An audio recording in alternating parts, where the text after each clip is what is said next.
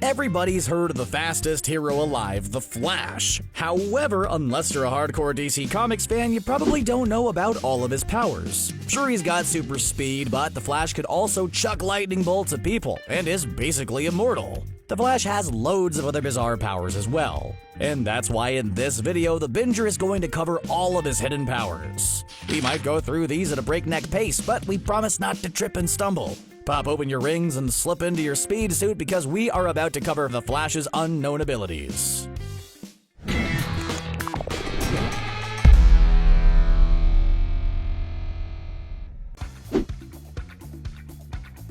Outside of running incredibly quickly, the Flash can apply his super speed in some more unique ways. One of the more creative applications of his powers is the ability to phase through solid objects. Thanks to the Speed Force, the supernatural energy that gives the Flash his powers, he can vibrate every atom in his body at will. If he can sync that vibration up with an object, he can phase right through it, a la Kitty Pryde from the X-Men. This makes it essentially impossible to detain the Flash or restrict his movements, as he can also phase through any shackles or bindings. The limit to this ability is that the Flash can't phase through any matter with a changing vibration frequency. It can also take him a while to match the vibration of a material he hasn't phased through before. While this isn't one of the Flash's most offensive abilities, it's certainly a handy one. It also doesn't come up very much in Flash stories because it makes it a bit difficult to build up tension if the Flash can escape any situation. At least Barry Allen has a solid career as an escape artist if the hero thing doesn't work out. The mystical Speed Force also grants the Flash the ability to heal at a startlingly fast rate. Injuries that would take most people months to bounce back from take the Flash only a few days to heal through. This lets the Flash get back on his feet and back to beating baddies faster than any other hero.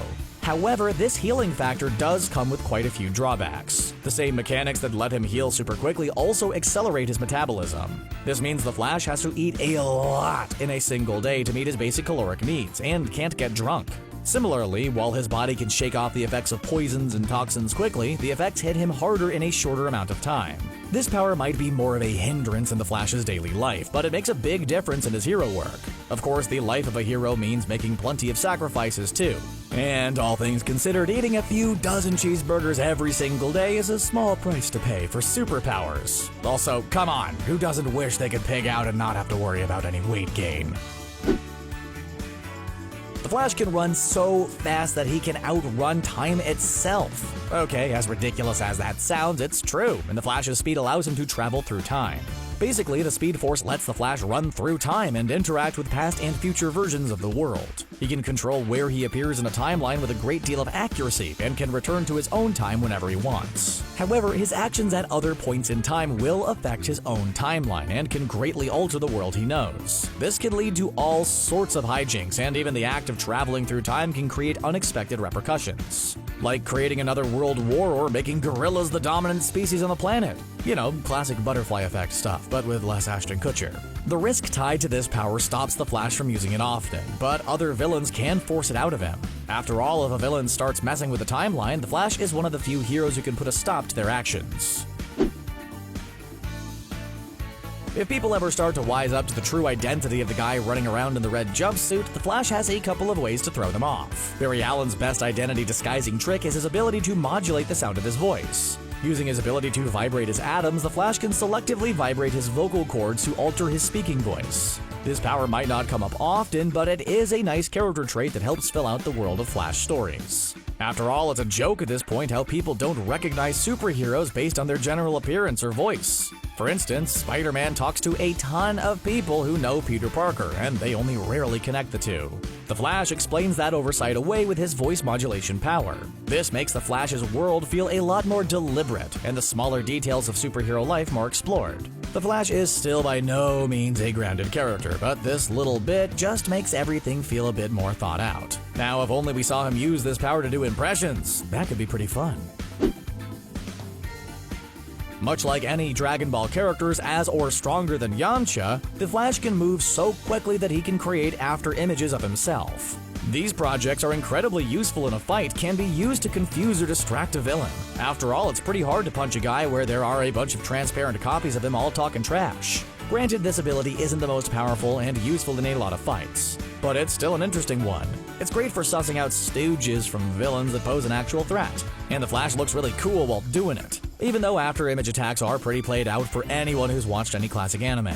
Okay, at this point you've probably figured it out. The main reason after-image projections made this video is so that we could talk about where the Flash ranks in Dragon Ball's power rankings. TLDR, the Flash could beat up anyone in OG Dragon Ball, and people in early DBZ. Once dudes start going Super Saiyan though, the Scarlet Speedster is outmatched pretty quickly. Much like his fellow Crimson hero, the Red Tornado, the Flash can create miniature cyclones and tornadoes. The Flash can rotate his arms at super speeds to create an outward spiral of air. Primarily, the Flash uses these mini cyclones to attack enemies from a distance or slow his descent if he's falling in the open air. To create a larger tornado around villains, the Flash pretty much just runs in circles around them. This creates a vortex that sucks the air out of the space inside the tornado and makes most baddies pass out from a lack of oxygen. Of course, the Flash also uses this larger tornado to negate a naturally occurring one. The Flash is also able to use the principles behind these abilities to create whirlpools and water spouts as well. The Flash doesn't usually take on foes in an aquatic setting, but these powers definitely come in handy against the likes of King Shark. You'd think the Flash's ability to manipulate wind so easily would be a bigger part of his shtick, but there are a lot of weather-themed heroes already, so it's probably for the best the Flash sticks to his super speed branding. You know how we mentioned earlier that the Flash can time travel? Well, he can kinda use that power to create an army of himself. You see, the way time travel works in most Flash stories is that any number of Flashes can visit any point in time simultaneously. So if Barry Allen realizes that he's going to be taking on a particularly tough foe like Zoom, future versions of himself can give a helping hand. There's no limit to how many Flashes can visit a single moment in time, but too many existing at once could alert the Time Wraiths or other temporal guardians. Of course, other Flashes showing up to a fight could undercut the tension of a situation, which is where the show's final Zoom fight went wrong. Still though, this power is really cool and super OP, even if it is a get-out-of-jail-free card if the writers ever back themselves into a corner. Still, the idea of a hapless villain showing up to fight the Flash and finding 100 copies of the hero is hilarious enough to forgive any lazy writing.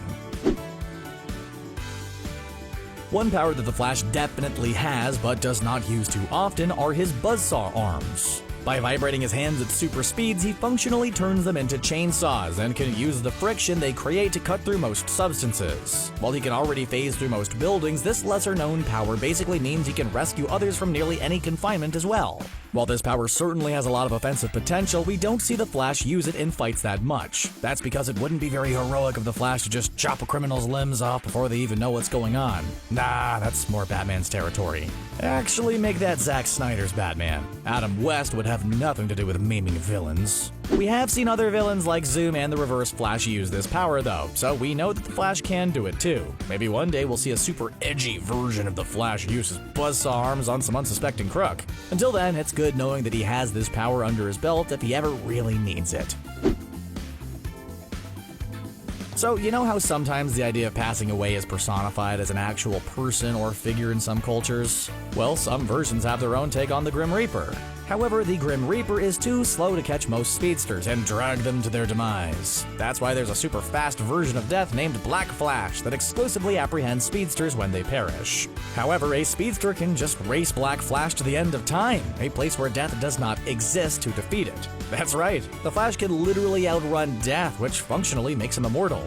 As you'd expect, the Flash's indirect immortality does not pop up very often. The stakes in most Flash storylines are pretty high after all. It would really undercut the tension in a story if the Flash could just zoom away from his own mortal coil. Still though, the Flash outrunning the personification of death is pretty metal, and more or less makes him immortal. Now if only he could run away from the consequences of his other actions. Oh, wait.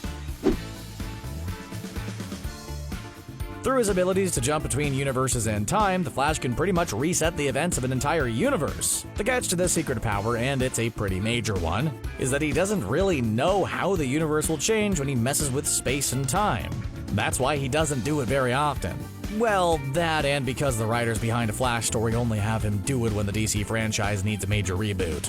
The Flash is at the center of most DC franchise shifts, like Flashpoint and the upcoming adaptation of Crisis on Infinite Earths. Basically, whenever DC thinks their brand is stagnating, they use the Flash to reset the status quo and tell new stories in a new continuity, which is exactly what the DCEU needs right now, as most of its movies received mixed to poor reviews. So not only can the Flash use his powers to save his universe within a story, he can save the entirety of DC Comics. That easily makes him the greatest hero in the DC universe, and one of the best fourth-wall-breaking heroes of all time. Well, what do you think of all the Flash's secret and lesser-known powers? Please let us know in the comments section. While you're there, also be sure to like this video and subscribe to The Binger for more. We have loads more videos on your favorite heroes coming up, and you're not going to want to miss a single one.